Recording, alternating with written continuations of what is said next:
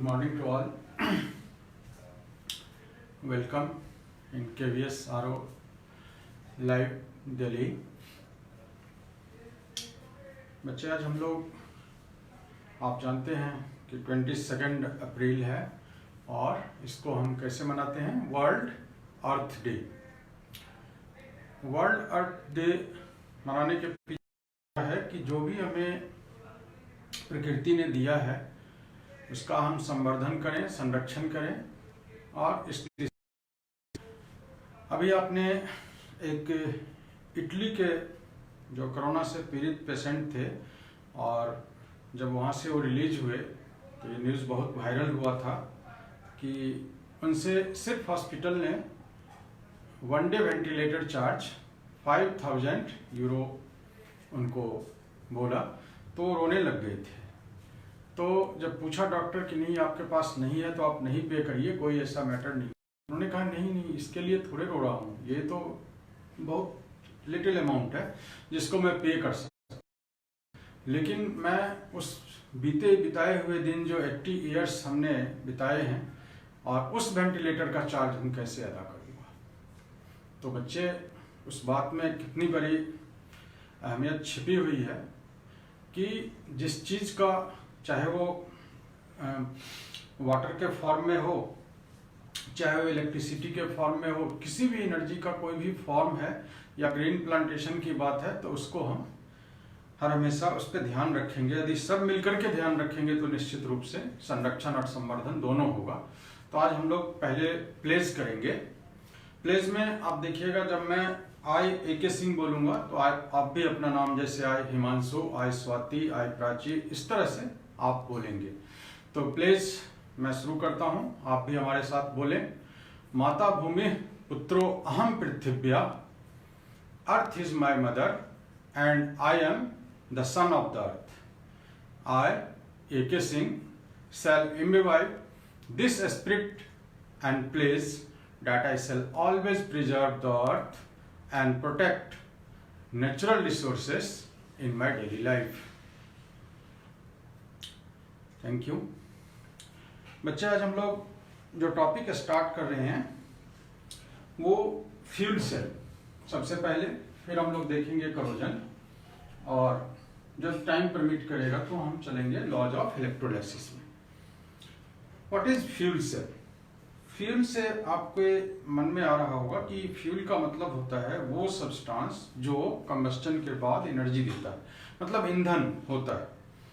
तो fuel cell नाम क्यों पड़ा? और इलेक्ट्रिसिटी का जनरेशन जो हम जनरली करते हैं वो आप जानते हो थर्मल पावर प्लांट से करते हैं, but production of electricity by thermal power plants is not a very difficult method, but is a major source of pollution. आप जब देखते हैं जैसे अपने दिल्ली में बहुत ज़्यादा पॉल्यूशन का लेवल हाई हो जाता है, तो हम देखते हैं कि बदरपुर पावर प्लांट बंद कर दिया गया। ये पावर प्लांट को बोला शट करने के लिए। क्यों? क्योंकि ये पॉल्यूशन का लेवल बहुत ज़्यादा बढ़ाता है और आप जानते हैं कि उसका जो इफिशियंसी है वो भी बहुत कम होता है, क्योंकि आप पहले कोल को हम बर्न करते हैं तो हाई प्रेशर स्टीम जनरेट करते हैं, उस स्टीम से हमारा टरबाइन रोटेट होता है, फिर हमारा जनरेटर से इलेक्ट्रिसिटी प्रोड्यूस होता है। तो ये मल्टीपल स्टेप्स टास्किंग होने के कारण उसकी इफिशियंसी मात्र 40% रह जाती है।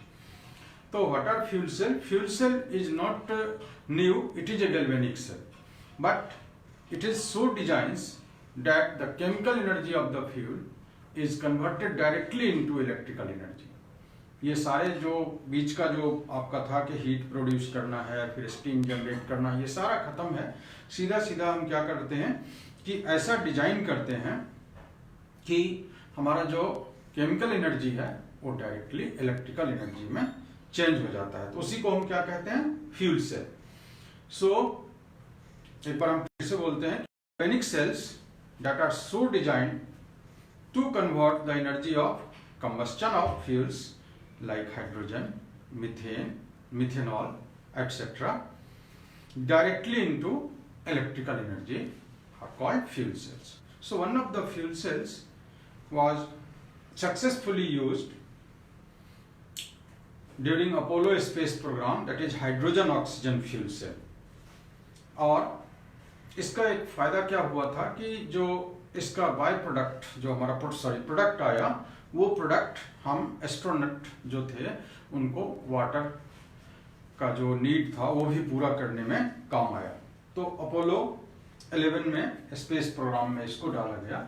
ये है हमारा फ्यूल सेल, जिसमें आप देख रहे हो देयर आर 2 कंपार्टमेंट्स। ये एनोड का कंपार्टमेंट है, ये कैथोड का कंपार्टमेंट है। इसके अंदर ये पोरस इलेक्ट्रोड लगा हुआ है, इनकॉर्पोरेटेड विथ प्लेटिनम और palladium metal as a catalyst. So H2 is bubbles through this compartment and oxidation takes place, and oxygen is bubble through this compartment, reduction takes place and water is generated। So इसमें आप देख रहे हैं कि कुछ side product ऐसा नहीं है, जैसे कोई भी चीज हम करते हैं तो साइड प्रोडक्ट के कारण हमारा पॉल्यूशंस भी होता है। और इसमें एक्वस इलेक्ट्रोलाइट NaOH और KOH लेते हैं, जो इलेक्ट्रोलाइट हमारा फिर रीजनरेट हो जाता है। दैट मीन्स जब तक आप हाइड्रोजन और ऑक्सीजन आपके पास है तब तक ये फ्यूल सेल आपको एनर्जी देता रहेगा।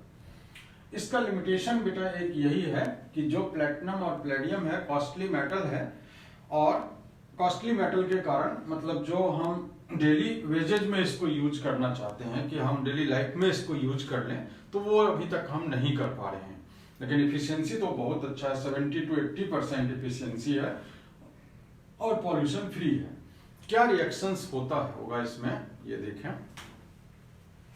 तो एट एनोड क्या होता है, एनोड पर बताना, ऑक्सीडेशन होता है। ऑक्सीडेशन का मतलब क्या समझे थे आप कि लॉस ऑफ इलेक्ट्रॉन होता है। तो H2 plus OH minus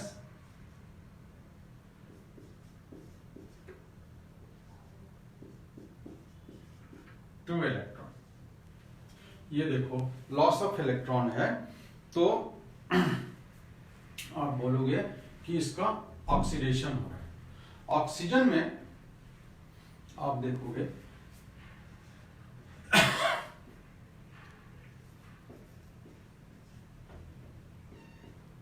ये इलेक्ट्रॉन गेन कर रहा है, ये जनरेट कर 4H में। तो यहां पर क्या है बेटा, गेन ऑफ इलेक्ट्रॉन, यहां पर क्या है, लॉस ऑफ इलेक्ट्रॉन। तो ये रिएक्शन कहां हो रहा है, कैथोडिक कंपार्टमेंट, ये रिएक्शन यहां पर हो रहा है और ये रिएक्शन यहां हो रहा है। फाइनल यदि हम ओवरऑल रिएक्शन देखें तो क्या हो रहा है, यदि हम इसको 2 से मल्टीप्लाई करें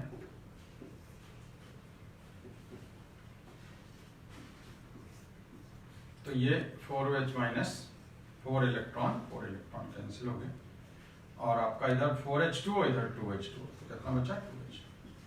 तो देखिए पानी बन रहा है आपका और साथ में इलेक्ट्रिसिटी जनरेट हो रहा है।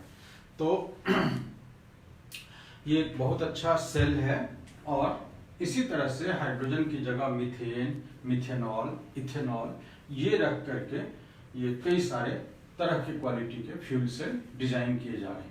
तो एक बार मैं फिर से बताऊं क्या है फ्यूल सेल।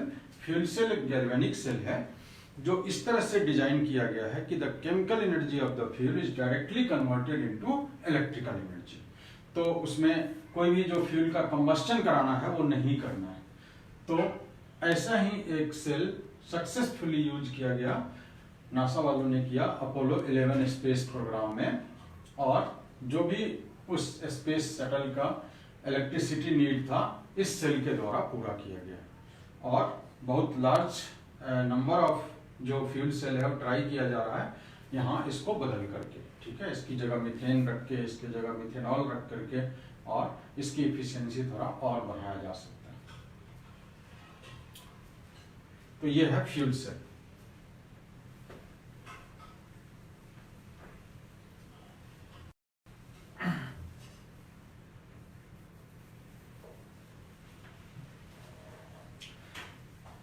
नेक्स्ट टॉपिक हम लोग चलते हैं करोजन। करोजन क्या होता है, करोजन के बारे में यदि हमको कोई पूछता है तो है क्या। So corrosion slowly coats the surfaces of metallic objects with oxide, sulfides, carbonates of the metal। ये सारे फॉर्म हो सकते हैं। तो मेटल का जो ऊपरी लेयर है वो ऑक्साइड में जा सकता है। फॉर एग्जांपल मैं आपको दिखाता हूँ क्या क्या एग्जांपल करोजन्स का है। तो जैसे देखिए बेटा, ये यदि आयरन होता है तो कितना चमकीला होता है, लेकिन इसमें क्या हुआ है, ये देख रहे हैं जो ब्राउन पैचेज आ रहे हैं, ये सब रस्टिंग ऑफ आयरन है। मतलब इस आयरन मेटल के ऊपर एक फेरिक हाइड्रोक्साइड का एक लेयर आ चुका है। इसका मतलब इसको जैसे हम रब करेंगे ये निकल जाएगा। तो ये लेयर निकल रहा है, इसका मतलब क्या हो रहा है कि धीरे धीरे इसका स्ट्रेंथ और धीरे धीरे ये मेटल डिस्ट्रॉय हो रहा है, करोड हो रहा है। तो रस्टिंग ऑफ आयरन, ये देखिए टार्निशिंग ऑफ सिल्वर, सिल्वर कितना चमकीला होता है, लेकिन ये देखिए ब्लैक पड़ गया है पूरा।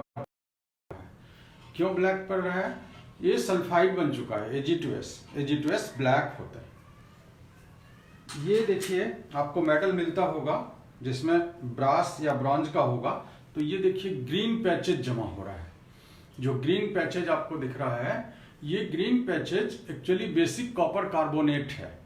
और यहाँ पर जो इसमें कॉपर भी है और जिंक भी है, ये ब्रास का बना हुआ है तो एलॉय है, लेकिन इसका जो कॉपर पार्ट है वो करोड हो गया। तो करोड होकर के क्या बना रहा है इसमें, CuH4 और CuCO3। तो इसको बोलते हैं बेसिक कॉपर कार्बोनेट। तो these are the examples, the rusting of iron, tarnishing of silver and green coating on copper और bronze are examples of corrosions. Corrosion को इस चैप्टर में पढ़ने की क्या जरूरत थी? इलेक्ट्रोकेमिस्ट्री से इसका क्या लेना देना है? इलेक्ट्रोकेमिस्ट्री में इसलिए ले रहे हैं कि यहां पर ये इलेक्ट्रोकेमिकल फिनोमेना ही है। किस तरह से हम कह सकते हैं इलेक्ट्रोकेमिकल फिनोमेना है कि यहां पर जो लॉस और गेन, जो ऑक्सीडेशन और रिडक्शन वो चलता है। मतलब रस्टिंग जो है ये एक तरह से आपका ऑक्सीडेशन और रिडक्शन दोनों हो रहा है और स्पॉन्टेनियस हो रहा है रिएक्शन, इसीलिए हम इसको इलेक्ट्रोकेमिकल फेनोमेना मानते हैं। अब स्टार्ट कैसे होता है, क्या चाहिए आपको? जैसे यदि हम मैकेनिज्म पढ़ें कि रस्टिंग ऑफ आयरन का, तो ये काफी कॉम्प्लेक्स है, लेकिन थोड़ा सा समझने के लिए इसको सिंप्लीफाई कर सकते हैं कि यदि हमारे पास मॉइस्ट एयर है जो थोड़ा एसिडिक हो तो अच्छा है रस्टिंग के लिए, और एयर इसका प्रेजेंस होना चाहिए।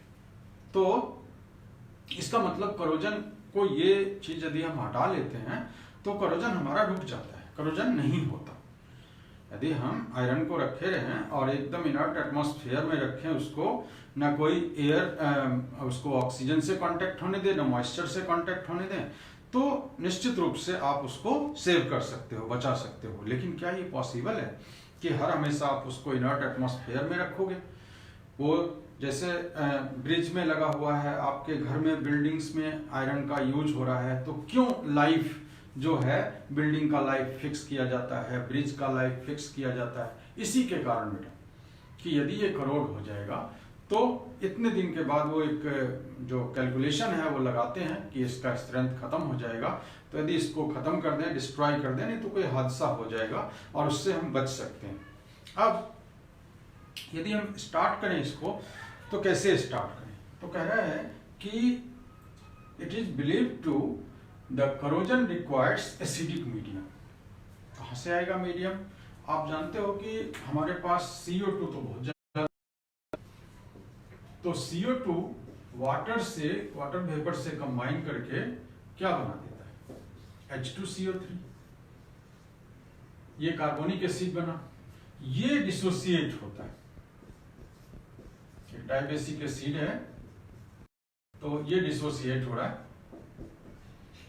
H plus aqueous plus HCO3 minus aqueous, कारण कि यही एक तरह से सोर्स बन जाता है। तो आप देखोगे कि करोजन बेटा कभी भी ना सॉलिड वाले में, मतलब जो स्ट्रेट है उसमें नहीं होता है, कहीं ना कहीं उसमें कोई स्क्रैच लग गया है या कहीं ना कहीं कोई बैंड है, तो वहां पर करोजन का स्टार्टिंग पॉइंट माना जाता है। जैसे सपोज करो कि ये कोई वर्किंग के दौरान थोड़ा सा ये स्पॉट बना है और यही स्पॉट एक रीजन हो जाता है, जो आयरन है यहाँ पर ये इलेक्ट्रॉन लॉस कर देता है। तो आयरन जो सॉलिड है Fe2 plus aqueous plus 2 electron, यदि इसकी ई नॉट की वैल्यू की बात तो -0.44 वोल्ट होता है। ये इसका ई नॉट सेल है। अब आप देख रहे हो कि जो H प्लस है इसके प्रेजेंस में ऑक्सीजन इलेक्ट्रॉन गेन करता है।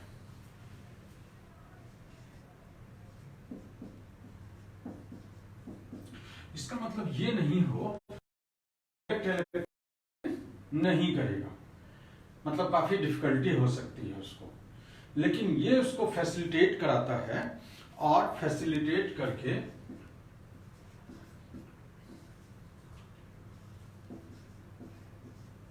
ये बनाता है। तो एसिडिक मीडियम ही इस रिएक्शन को स्टार्ट करने में एक अहम भूमिका निभा रहा है। तो इसका ई नॉट जो होता है बेटा, ये होता है 1.23 वोल्ट।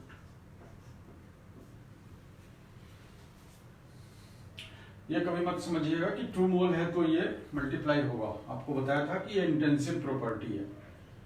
अब यहां पर यदि ओवरऑल रिएक्शन की बात करें, जैसे आपको पूछते कोई क्वेश्चन कि right the overall reaction taking place in rusting of iron, तो यही रिएक्शन लिख देना है।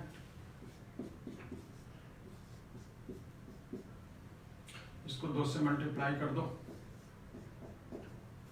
इलेक्ट्रॉन कैंसिल हो जाएगा, तो 2Fe हो गया, O2 और H प्लस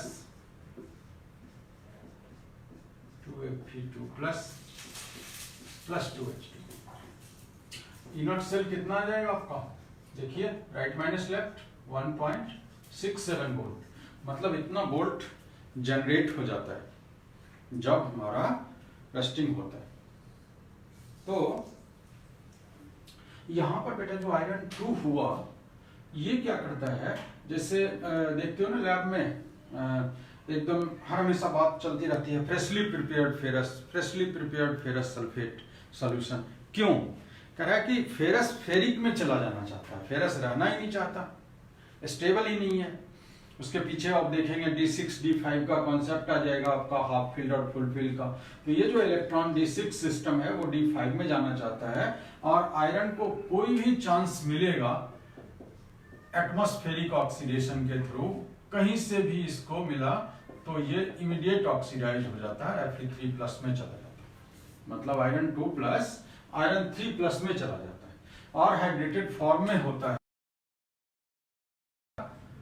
ये क्या बन जाता है, या तो आप ऐसे लिख सकते हैं या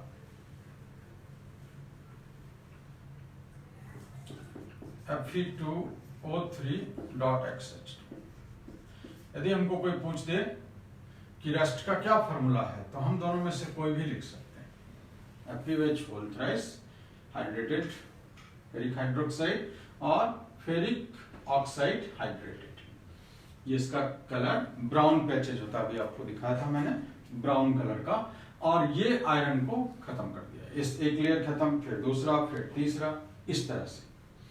तो इसका मतलब है कि यहाँ पर हमने देखा कि कोई भी एक स्पॉट चाहिए जिसको हम एनोडिक स्पॉट कहते हैं। एनोडिक स्पॉट मूव करता है और कांटेक्ट बनाने का मीडियम में ऑक्सीजन से, और खुद वाटर में कन्वर्ट हो जाता है।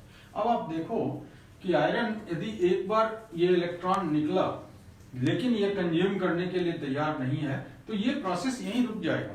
जब फ्लो ज्यादा देर तक नहीं तो ये रुक सकता है यहाँ पर। इसका मतलब आयरन बार को यदि हम सोडियम हाइड्रोक्साइड या कोई बेसिक सोल्यूशन में डाल दें तो रस्टिंग रुक जाएगा।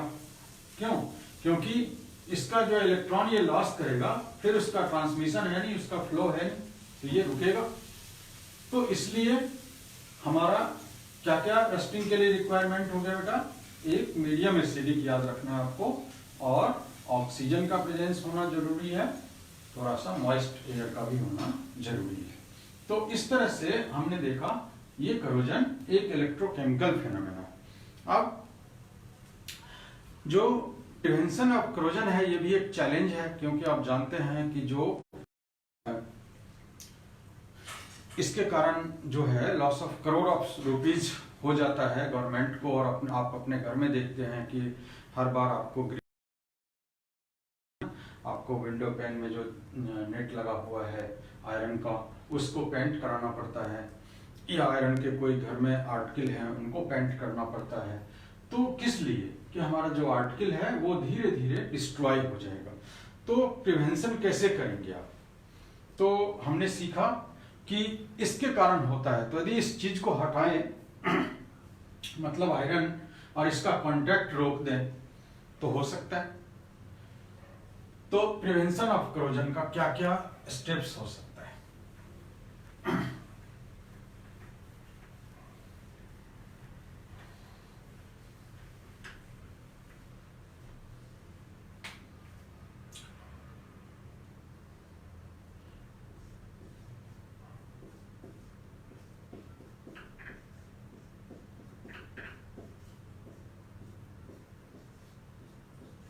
प्रिवेंशन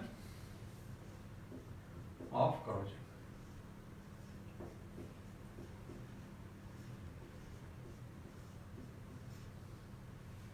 पहला स्टेप क्या लेते हैं? स्टेप 1, प्रोसेस 1 क्या करें? हम इन दोनों के बीच में कोई एक ऐसा गैप ला दें कि जिससे ये कांटेक्ट में ना आए, मतलब डाल दें, जैसे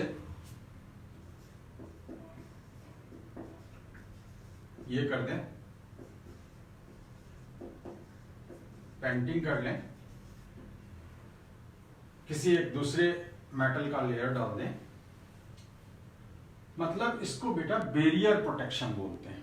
क्या बोलते हैं इसको? Barrier protection. बैरियर प्रोटेक्शन का क्या मतलब है? कि कोई ना कोई रुकावट डाल देना है हमारे जो आयरन का ऑब्जेक्ट है, या जिस ऑब्जेक्ट को हमें दूसरे ऑब्जेक्ट को भी बचाना है, तो उसको यदि हम एलवाइन कर दें तो इस तरह से हम इसको बचा सकते हैं, बैरियर प्रोटेक्शन। दूसरा है बेटा सैक्रिफिशियल प्रोटेक्शन। सैक्रिफिशियल प्रोटेक्शन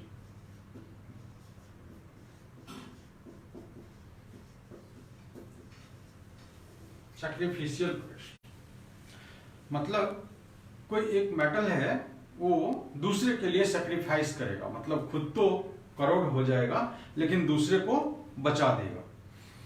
दूसरे को बचाने में अपने करोड़ हो जाएगा। लेकिन जैसे बहुत छोटा सा एक एनालॉजी लेकर के सीखते हैं कि एक माँ है और उसके गोद में एक छोटा सा बच्चा है और बहुत तेज बारिश हो रही है, तो माँ क्या करेगी?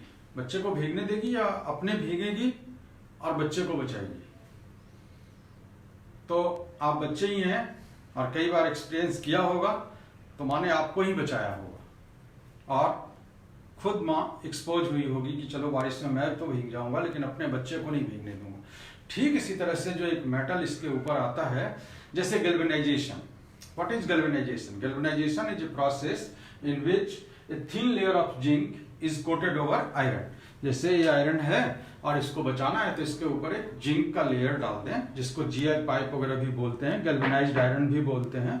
तो इस पर क्या हुआ कि आपके पास ये आयरन है और इसके ऊपर आपने जिंक का लेयर डाल दिया, जिंक का लेयर डाल दिया, तो ये जिंक अब गैल्वेनाइज्ड आयरन है, तो खुद ये क्या करेगा कि अपने आप तो एक्सपोज हो रहा है लेकिन आयरन को सेव करेगा, आयरन को सेव करेगा। दूसरा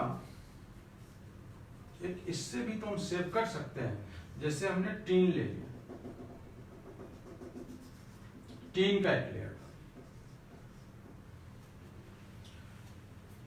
तो निश्चित रूप से बैरियर प्रोटेक्शन की बात है, तो जब तक ये बैरियर इसके पास है तब तक तो इसको सेव करेगा, लेकिन यदि हैंडलिंग में कहीं से स्क्रैच लग गया और ये एक्सपोज हो गया, दोनों ही जगह, ध्यान से देखिएगा, क्वेश्चन बन रहा है, तैयार हो रहा है। अब ये और ये दोनों हैं, ये हैंडलिंग के दौरान क्या हुआ है कि जिंक का लेयर भी हट गया है, यहां से थोड़ा सा टीन भी हट गया। आपसे कोई क्वेश्चन पूछ रहा है कि out of zinc and teen which one protects iron better even after cracks and why. क्या क्वेश्चन पूछा आपसे कि जिंक और टीन में से कौन बेटर प्रोटेक्ट करेगा इवन आफ्टर क्रैक्स, जो ये डेवलप हो गया है, और क्यों? सोचिए जरा।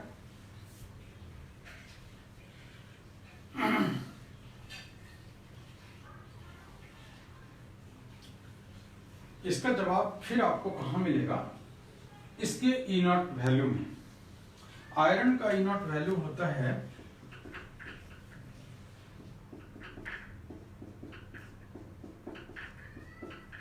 -0.44 वोल्ट,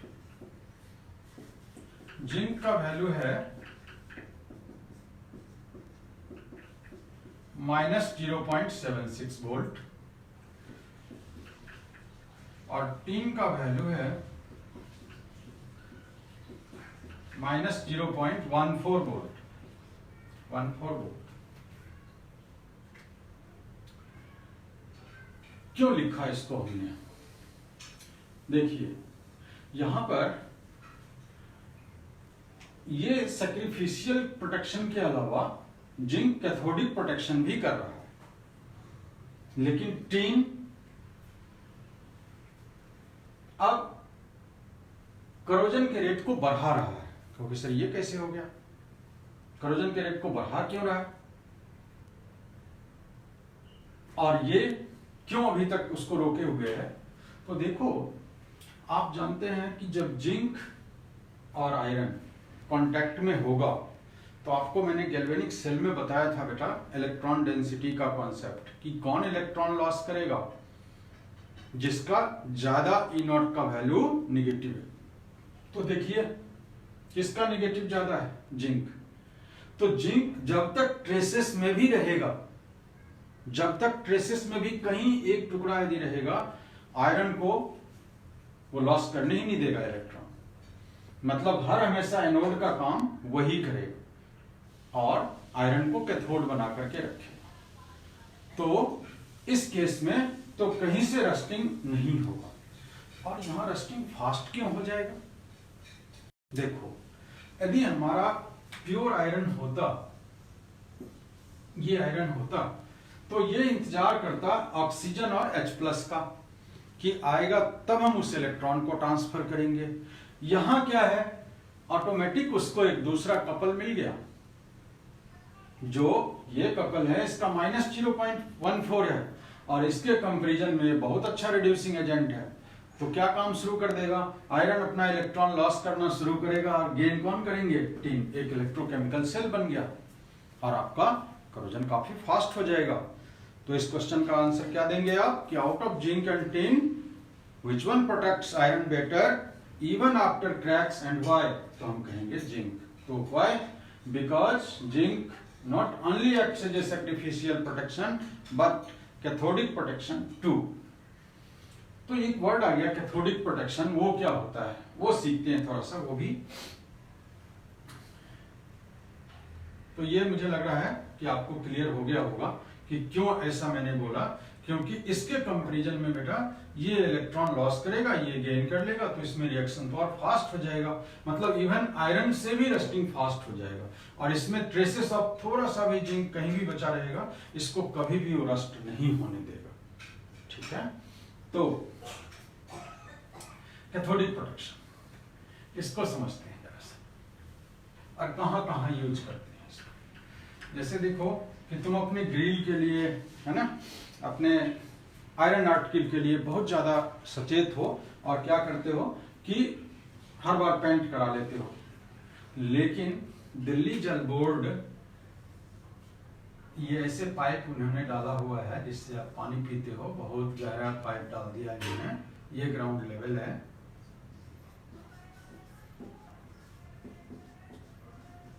अब आपने देखा कि इसको खुदवा करके दिल्ली गवर्नमेंट वाले पेंट करवा रहे हैं, कभी नहीं देखा होगा,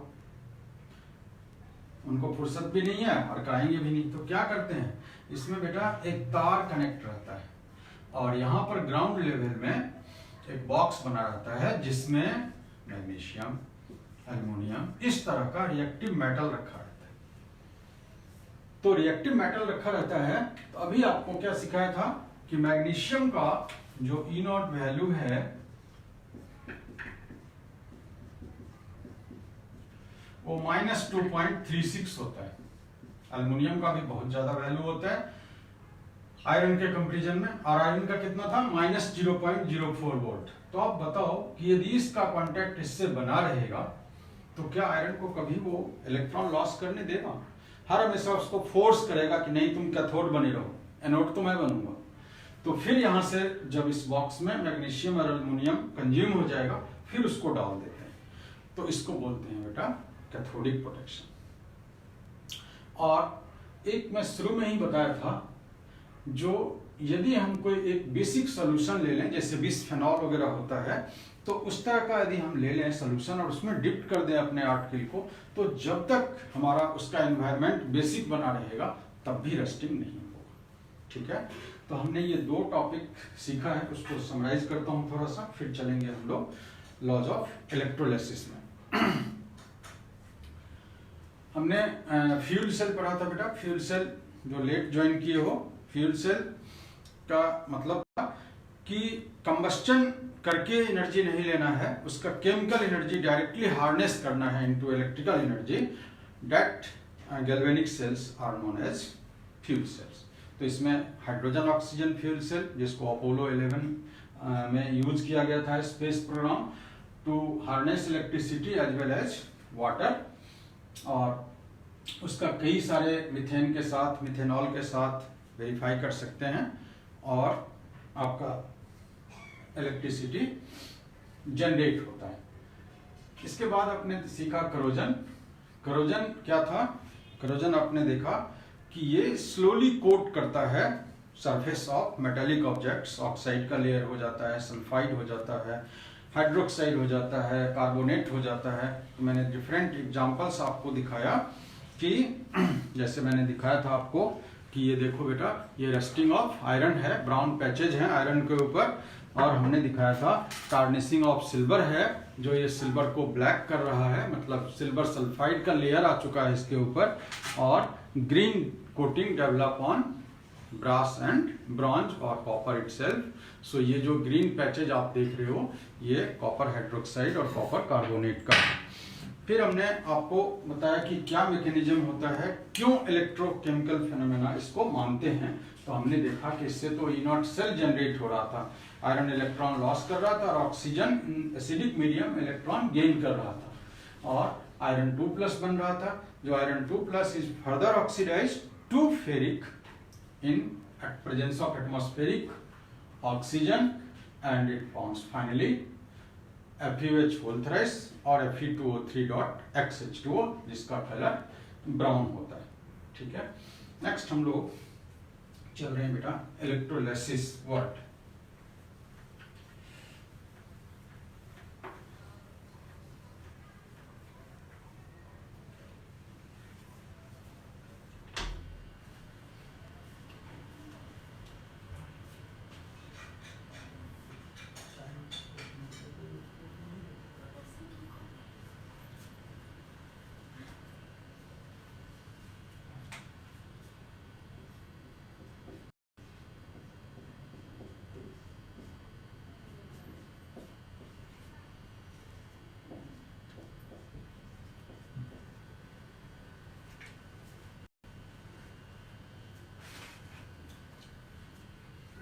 इलेक्ट्रोलाइसिस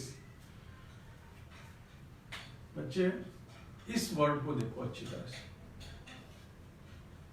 ये मैं अपने क्लास में जरूर बताता हूँ बच्चे को। ये लैसिस का मीन्स होता है फिशन, ब्रेकिंग, क्लीवेज मतलब टूटना, और इसके पहले जो होता है वो एजेंट होता है बेटा। एजेंट मतलब यहाँ पर एजेंट इलेक्ट्रिक करंट है जो उसका डिकम्पोजिशन करेगा। यदि बेटा यहाँ पर रहे थर्मोलाइसिस तो हीट उसको तोड़ेगा, जैसे CO3 का थर्मोलाइसिस होता है तो Ca और CO2 में जाता है। AgBr को Ag और Br में कौन करता है, पहले वाले कैमरा में देखते थे लाइट लगता था और वो सिल्वर जाकर के वहां डिपॉजिट होता था, फोटोलाइसिस। तो इस चीज को एकदम ध्यान कर लो वर्ड को अच्छी तरह से कि लैसिस का मीन्स होता है क्लीवेज, फिशन, और ये पहले जो होता है एजेंट। तो इसका नाम से ही आपको मैंने क्लियर कर दिया कि इलेक्ट्रोलाइसिस क्या है, कि the decomposition of electrolyte in the presence of electric current. अब ये जो वर्ड इलेक्ट्रोलाइट है बेटा, ये वर्ड नाम किसका दिया हुआ है, माइकल फैराडे का। और माइकल फैराडे इस तरह के व्यक्ति थे कि मतलब एक सनकी टाइप का इंसान कहते हैं कि वो सब्सटेंस को कहते थे दो ही तरह का होता है, या तो इलेक्ट्रोलाइट होगा या नॉन इलेक्ट्रोलाइट होगा। मतलब वो सब्सटेंस को और दूसरे किसी कैटेगरी में नहीं बांटते थे, इलेक्ट्रोलाइट और non electrolyte. Electrolytes are those which conducts electricity in either in molten state or in dissolved state, and non-electrolytes they do not conduct electricity। इसी पर वर्ड आया, आपने इक्विलिब्रियम में पढ़ा अभी, स्ट्रॉन्ग इलेक्ट्रोलाइट, वीक इलेक्ट्रोलाइट, ये सारा। बच्चे मैं आपको थोड़ा सा आज मैं हालांकि मैं बहुत बड़ा फैन हूँ माइकल फैराडे का। माइकल फैराडे की जीवनी से बहुत कुछ सीखने को मिलता है। थोड़ा सा मैं उनके बारे में आपको बताना चाहता हूँ, शेयर करना चाहता हूँ कि देखो अभी जैसे हम लोग परेशान हैं, कुछ आया है लेकिन कोई ना कोई नया रास्ता निकल रहा है, कुछ इन्वेंट करके। जैसे कभी हमने नहीं सोचा था कि इस मोड में जा करके पढ़ाना पड़ेगा आपको, और मैं इसका मतलब हैबिचुअल भी नहीं हूँ, ना मुझे कुछ आता है इस तरह का, लेकिन प्रयास कर रहे हैं। आप भी उधर से प्रयास कर रहे हैं सीखने का, और हमारे जो टीचर्स हैं वो भी हमको नए नए रोज कुछ ना कुछ हमें अपना गुरु मंत्रणा देते हैं, सलाह करते हैं, तो सर अच्छा करने के लिए। माइकल फैराडे 4th सन था अपने माता पिता का। उनके पापा एक गोल्ड स्मिथ थे और बीमार रहते थे और एक विलेज टाउन में थे, लेकिन उन्होंने धीरे धीरे अपने आप को शिफ्ट किया कि कुछ वहाँ पर हमें काम मिल जाएगा। लेकिन वो बीमार रहते थे, कोई काम नहीं कर पाते थे, और उनको 4-4 दिन बेटा भोजन नहीं मिलता था।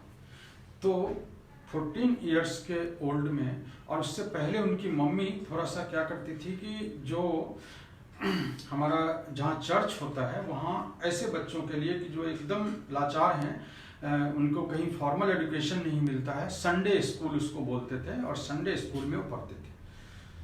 एट द एज ऑफ 14 एक अप्रेंटिस टाइप का उन्होंने क्या किया कि एक बुक बाइंडर शॉप पे जॉब करते थे, और सुबह में उसी का न्यूज़पेपर का भी डिलीवरी का वर्क था, वो करते थे।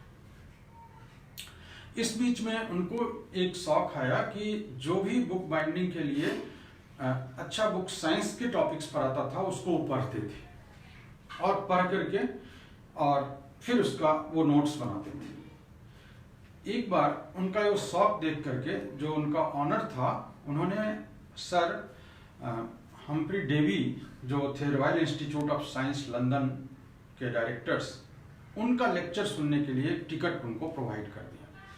वो उनका लेक्चर सुनने के बाद एक नोट बनाया, नोट बना करके उसको एक फाइल करके और डेवी को भेजा वहाँ इंस्टीट्यूट में, और एक रिक्वेस्ट के साथ कि मुझे यदि कोई जॉब हो मिल जाए।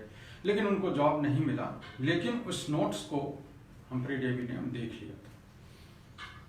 तो संजोग से क्या हुआ कि एक जो लैब असिस्टेंट था वो किसी वजह से बर्खास्त किया गया, हटा दिया। तो उनको फैराडे की याद आई और फैराडे को बुलाया गया, और Faraday as a laboratory assistant of Humphry Davy. तो जानते हो डेवी का सबसे बड़ा खोज क्या कहा जाता है कि फैराडे को उन्होंने ढूंढ निकाला। जो फैराडे जिस समय इलेक्ट्रॉन का डिस्कवरी नहीं हुआ था, आप सोच सकते हो। उस समय वो बताते थे कि इतने इलेक्ट्रिसिटी पास करोगे ये अमाउंट आपका जनरेट हो जाएगा। जिस समय कूलोमीटर चलता था, ये कोई करंट और इसके लिए कोई डिवाइस नहीं होता था। तो आप उनके जीवन से प्रेरणा लो कि कोई भी फॉर्मल एजुकेशन नहीं था, कोई भी डिग्री नहीं था, और उन्होंने कौन सा ऐसा फील्ड है जिसमें आप फैराडे का नाम नहीं सुनोगे। चाहे इलेक्ट्रोमैग्नेटिक इंडक्शन हो, चाहे फैराडेज लॉज ऑफ इलेक्ट्रोलिसिस हो, चाहे वो आप उसको आप देख लो हेनरीज लॉ के साथ उनका मॉडिफिकेशन देख लो, फैराडेज कप्स देख लो। तो ये बहुत सारे, मतलब कोई जरूरी नहीं है।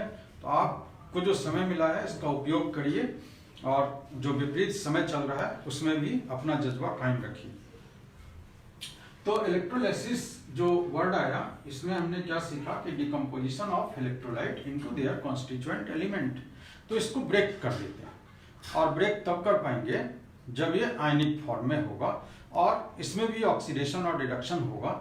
इस प्रोसेस और उस प्रोसेस में क्या अंतर हो जाएगा, जो हमने शुरू में पढ़ा इलेक्ट्रोकेमिकल सेल और ये इलेक्ट्रोलाइटिक सेल आ गया। तो उसमें क्या था बेटा कि एक स्पॉन्टेनियस रिएक्शन था, और उस केमिकल एनर्जी को हम इलेक्ट्रिकल एनर्जी में कन्वर्ट कर लेते थे। लेकिन अब आपको क्या करना पड़ेगा, एक non spontaneous reaction is carried out with the help of electric current. Just उल्टा हो रहा है कि मतलब हम कुछ करना चाहते हैं लेकिन उसके लिए हमें एनर्जी चाहिए, और वो एनर्जी इलेक्ट्रिसिटी के फॉर्म में देते हैं। ठीक है, तो उसको हम बोलते हैं इलेक्ट्रोलिसिस की डिकम्पोजिशन हो जाए। तो इस यहाँ पर जो उनका जनरलाइजेशन था, इसको फैराडेज लॉ के फॉर्म में जाना गया कि फैराडेज लॉज ऑफ इलेक्ट्रोलिसिस। तो Faraday's law of electrolysis first law क्या कहता है?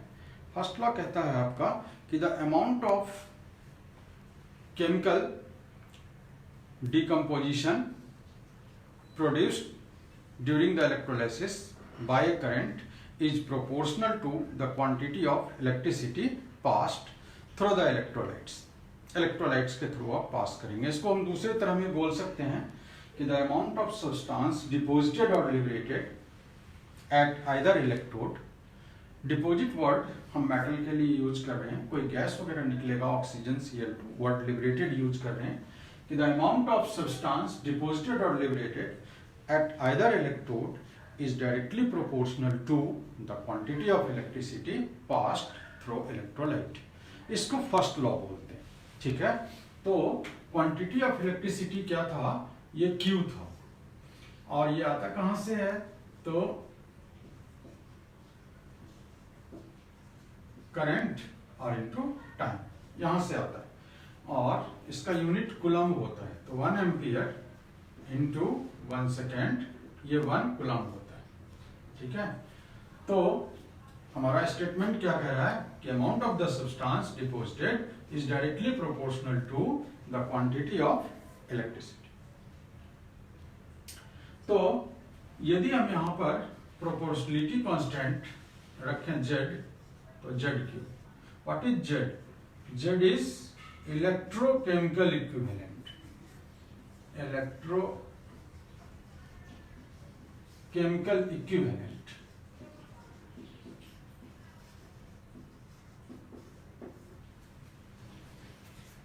प्रोपोर्शनलिटी कांस्टेंट को कैसे डिफाइन करें बेटा? कि जब 1 एम्पियर का करंट 1 सेकेंड के लिए फ्लो करे तो ये कितना कूलम्ब होगा? 1 कूलम्ब।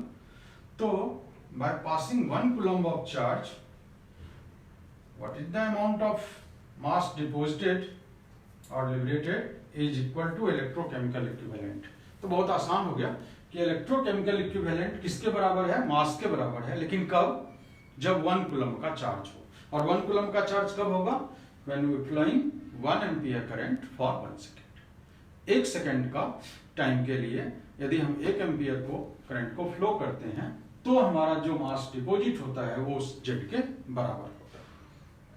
तो ये बेटा इक्विवेलेंट वेट नहीं है, ध्यान रखिएगा, ये electrochemical equivalent. So M is equal to Z कब? व्हेन Q is 1 कूलम, या आप कह सकते हैं कि I is 1 ampere, time is 1 second, time is 1 second. तो इस तरह से हम mz, अब बेटा इसको एक फॉर्मूला से ले लें कि कैसे हम z निकालेंगे, देखते हैं।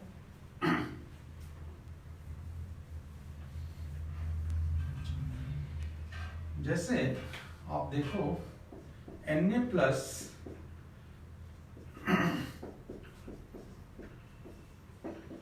Na, ये 1 कूलम 96500 कूलम है और ये 23 ग्राम जमा कर रहा है। ये कहां से आया, एक बार फिर हम लोग देखें। ये 1 मोल इलेक्ट्रॉन है और हमने आपको बताया था बेटा कि एक इलेक्ट्रॉन पर, जो सिंगल इलेक्ट्रॉन पे चार्ज होता है 1.602 10⁻�19 कूलम पर इलेक्ट्रॉन, और आपके एवोगाड्रो नंबर में एक मोल में कितना इलेक्ट्रॉन होता है, 6.02 × 10⁻23 इलेक्ट्रॉन्स पर मोल। मल्टीप्लाई करोगे, इलेक्ट्रॉन इलेक्ट्रॉन कैंसिल हो जाएगा, कूलम पर मोल बचेगा। और ये हमने आपको बताया था कि ये आता है 96487 कूलम पर मोल। इसी को हम रफली बोल देते हैं क्या, 96500 कूलम पर मोल। और अपने साइंटिस्ट फैराडे के ऑनर में इसको कितना फैराडे बोलते हैं, 1 Faraday.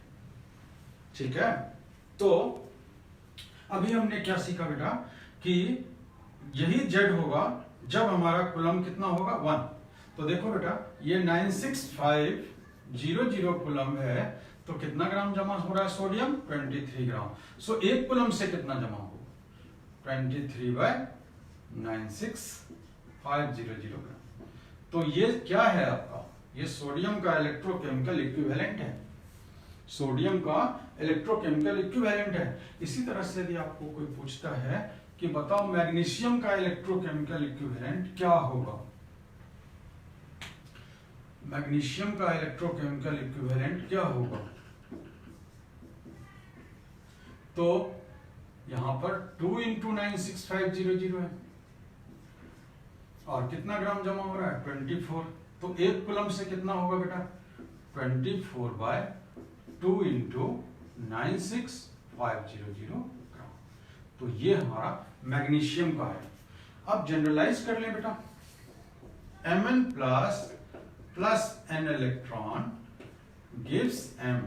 M is the atomic mass of the metal. तो इसका Z क्या होगा, तो हम इसका Z क्या बोलेंगे, M। M क्या है, atomic mass of metal. Sodium के केस में कितना लिया था, 23, मैग्नीशियम के केस में 24, एल्युमिनियम रहता 27। यहां पर 1 फैराडे, यहां पर 2 फैराडे, यहां पर n फैराडे। तो Z = M/NF याद रखेंगे। N क्या है, N है the number of electrons required to discharge the metal cation. जैसे यहां पर हमें एक इलेक्ट्रॉन जरूरत पड़ा था क्योंकि चार्ज 1 था, हमें यहां पर 2 मोल्स इलेक्ट्रॉन की जरूरत पड़ी थी क्योंकि चार्ज 2 है। यहां पर हमें n मोल इलेक्ट्रॉन्स n फैराडे की जरूरत पड़ रही है क्योंकि यहां पर चार्ज n है। तो आप इस तरह से Z में कभी कंफ्यूज नहीं करेंगे और आप निकाल सकते हैं।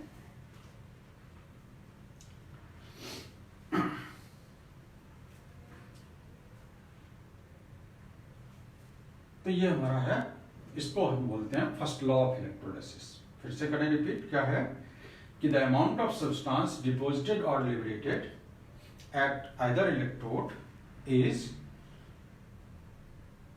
directly proportional to the quantity of electricity passed through the electrolyte. Liberated word के लिए देखें क्या करते हैं, जैसे आपका एनोड पर ये देखिए क्लोरीन लिबरेट हुआ एनोड पर, तो आपको कितना लग रहा है, 2 फैराडे लग रहा है। तो यहां भी आप इसका जेड निकाल सकते हैं। ठीक है, तो इस तरह से या तो डिपॉजिट हो या liberated. Second law of electrolysis, ये एक्चुअली मैंने बहुत पढ़ा था, ये अपने इंडियन बुक में इसको फर्स्ट लॉ और सेकंड लॉ बोला था। उनका एक पब्लिकेशन था, एक जर्नल्स में, एक मैगजीन में पब्लिकेशन था ये इलेक्ट्रोलाइसिस के ऊपर, और वहीं से हमारा इंडियन बुक्स, इंडियन ऑथर ने इसको फर्स्ट लॉ और सेकंड लॉ का नाम दे दिया। ऐसा उनके पास कुछ भी ऐसा नहीं है। ये क्या कह रहे हैं कि the amount of different substances liberated और deposited by the same quantity of electricity. इस पर ध्यान करिएगा कि हमारा इलेक्ट्रिसिटी का जो क्वांटिटी है वो सेम है। फिर से मैं रिपीट करता हूं, the amount of different substances liberated और deposited by the same quantity of electricity is proportional to their chemical equivalents, to their chemical equivalents। अब बेटा यहाँ पर एकदम कंफ्यूज आपको नहीं होना है, ये इलेक्ट्रोकेमिकल इक्विवेलेंट है और वो इक्विवेलेंट वेट है। तो इक्विवेलेंट वेट तो आपने सॉल्यूशन में मैंने आपको बताया था कि इक्विवेलेंट वेट आप निकाल सकते हैं। तो इक्विवेलेंट वेट निकालने का तरीका क्या होगा? इक्विवेलेंट वेट का तरीका निकालने का होगा कि एटॉमिक मास ऑफ मेटल, जैसे ये हमारा है atomic mass of metal divide by number of electrons required to discharge the metal cation. उस मेटल कैटायन को वो क्या करे? डिस्चार्ज कर दे, डिस्चार्ज द मेटल कैटायन। जैसे यदि आप इक्विवेलेंट वेट सोडियम का निकालना चाहते हैं तो सोडियम का एटॉमिक मास कितना होता है? 23। चार्ज कितना होता है? 1। 23 आ गया आपका। आप चाहते हैं मैग्नीशियम का निकालें तो क्या होगा? 24/2। आप चाहते हैं एल्युमिनियम का इक्विवेलेंट वेट क्या होगा? तो 27/3। तो m/n इलेक्ट्रॉन। इन जनरल क्या होगा? Atomic mass of metal m, और नीचे क्या होगा? n इलेक्ट्रॉन, जो भी इसके ऊपर चार्ज हो। तो इस तरह से हम इक्विवेलेंट वेट निकाल सकते हैं। तो फिर से देखें इसको, ये क्या है कि the amount of different substances liberated or deposited by the same quantity of electricity pass through the electrolyte। अब इसको समझने का प्रयास करते हैं।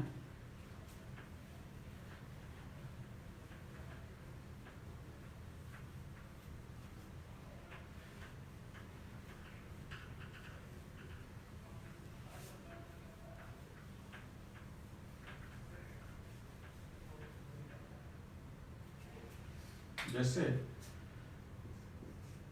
ये देखते हैं,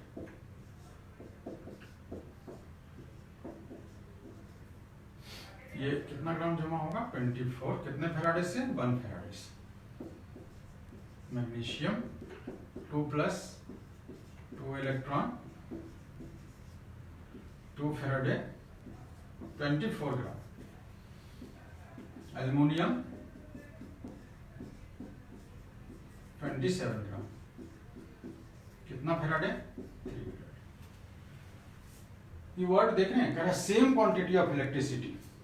तो इसमें आप अलग अलग यदि हम दे रहे हैं, यदि बेटा हम अपने सोर्स में इन सबको यदि हम सीरीज में जोड़ दें और एक 3 इलेक्ट्रोलाइटिक सेल बनाएं, एक सोडियम का, एक मैग्नीशियम का और एक एल्युमिनियम का, और उस सोर्स में ये हम चार्ज दें 1 फेराडे, तो ये कितना जमा होगा? मास डिपोजिटेड, इसमें कितना जमा होगा? 23 ग्राम। इसमें कितना जमा होगा? इसका इक्विवेलेंट वेट क्या है? 12 ग्राम। और इसमें कितना जमा होगा? 9 ग्राम। तो आप क्या देख रहे हैं कि आ गया ना? क्या बोल रहा था कि is proportional to their equivalent weight. देखो ये इक्विवेलेंट वेट इसका 23 था तो 23, इसका इक्विवेलेंट 12 ग्राम था तो 12 जमा हुआ, इसका 27 था तो 9 ग्राम जमा हुआ। ठीक इसी तरह से यदि आप सोर्स बदल देंगे, यदि आप यहाँ पर 3 फैराडे लिख देंगे तो ये तो 27 जमा होगा, ये 3/2 × 24 हो जाएगा और ये 3 × 23 हो जाएगा, मतलब उतना ज्यादा जमा हो जाएगा। तो ऑलवेज रिमेंबर कि यदि ये इलेक्ट्रोलाइटिक सेल्स हैं और सीरीज में कनेक्ट किए गए हैं तो same quantity of electricity pass होगा, तो अपने अपने इक्विवेलेंट वेट के हिसाब से ये जमा होगा। तो इस पर फॉर्मूला बन सकता है और आप निकाल सकते हैं, जैसे WCU/ECU WZN/EZN। तो ये क्या है, वेट ऑफ कॉपर डिपॉजिटेड, और ये है इक्विवेलेंट वेट, ये weight of Zn equivalent weight of Zn। मतलब एक यदि आपको पता लग गया तो दूसरा तो निकाल लेंगे आप, क्योंकि ये डायरेक्टली प्रोपोर्शनल उतना जमा होगा। जैसे अभी हमको सिर्फ ये पता लग गया कि 1 फैराडे से 23 ग्राम यदि जमा हो रहा है सोडियम, तो इसके 1 फैराडे से ये 12 ग्राम जमा होगा, इसके 1 फैराडे से 9 ग्राम जमा होगा, तभी ये फॉर्मूला आया है।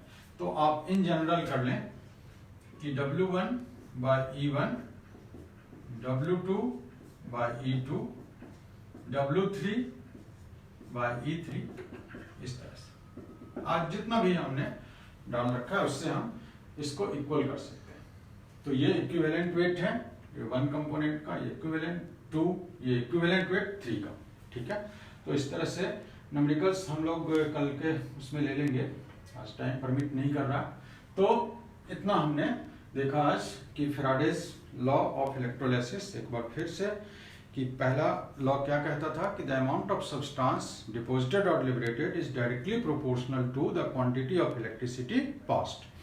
दूसरा क्या कहता है हमारा कि the amount of different substances liberated or deposited by the same quantity of electricity passed through the electrolytic solution is proportional to their equivalent weight, chemical equivalent weight। equivalent weight निकालने का तरीका सीखा था हमने कि atomic mass of metal by the number of electrons required to discharge the metal।